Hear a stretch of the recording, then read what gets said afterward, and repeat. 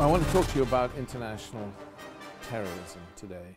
It's an issue, well, that is really deeply disturbing. It's an issue in some ways I know quite a bit about, because my work, my existing work is in the Middle East, and I do work in war zones, and I know something of this issue. Of course, countries I visit, like Libya, Syria, Iraq, are countries that are destabilized in part because of our own involvement in those areas. Now, good British men have died in Iraq and Afghanistan, laid down their lives for freedom. Nonetheless, currently we have a program in some of those countries that is questionable, because we have to do something on the ground to make the places more stable and not merely engage in bombing. It's not sufficient. That said, what makes a terrorist? What is a terrorist? How do people become terrorists? How do British people from areas like Portsmouth go off and fight in Syria? It's very interesting that it is from specific small areas that these people are coming. Very often that's because they're friends of friends who go out. One person goes and then calls another over. So you get clusters of volunteers to go to fight internationally. And trouble comes in clumps in that way. You do get areas where there are trouble spots, even here in Britain. So what makes a terrorist? What's the difference between a terrorist and a freedom fighter? I think the difference between a terrorist and a freedom fighter is a freedom fighter is somebody who is fighting for an ideal, fighting for a cause, and fighting against against an establishment, a power that they wish to overthrow. A terrorist is someone who is fighting civilians, who is fighting ordinary people. A terrorist, what defines a terrorist by and large these days, well, terrorists are lonely people. They're people who have no sense of belonging. They're people who have lost their sense of community. And that's very important, because these people who, say, join ISIS or Daesh, as they call it in the Middle East, they are seeking a sense of belonging. They're seeking a sense of family. They're seeking of something to which they can give their allegiance, including the Britons that go out there. And Britons in large numbers have gone, of course, as you know and I know. The numbers officially talked of are underestimates by and large. So where do we go with this? I mean, you and I, we have a responsibility. This is number one. We have a responsibility for the stranger in our midst. We have a responsibility to be loving. We have a responsibility to engage the person who feels like an outsider, who doesn't feel a sense of belonging. If you see somebody who is an outsider, who dresses differently, who looks differently, they should be the ones who you give that extra bit of love to. It really is an important issue, this, because if we're going to have an integrated society, we need to have a compassionate society. We have to care for the newcomer, the stranger in our midst, and give them, especially the young ones amongst them, a sense of belonging.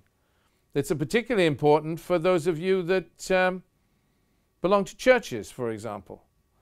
If you think that because somebody is a Muslim and they're not part of your social group, you can't reach out to them in fellowship, of course you can, and you should, and you must. Remember the story of the Good Samaritan. You don't have to care for your own. Anybody can care for their own. If you expect to be a Christian, you should care for the other. And it's it's that way that we build an integrated society, a society that can really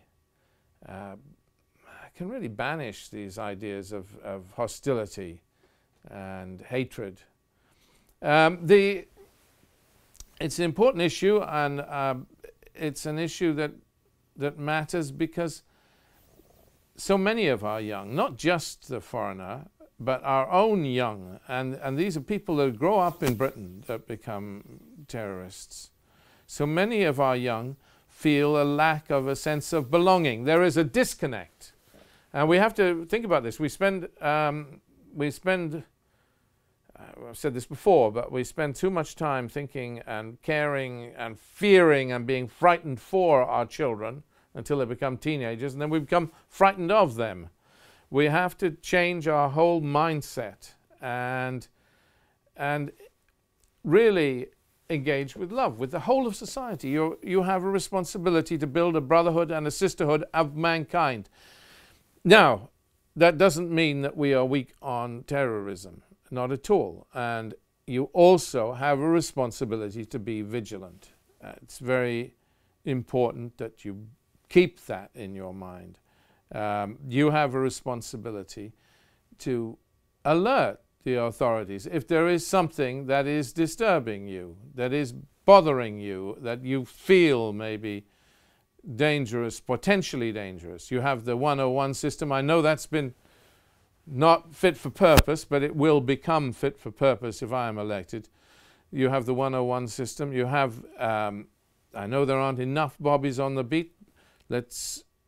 I intend to try and see what we can do to reverse that trend by recruiting more specials, where you can engage with policemen and PCSOs on the streets, and you can speak to others that you feel share any concerns you have in regard to security and the safety of your area. I mean, that's important. That's always important. That's vitally important.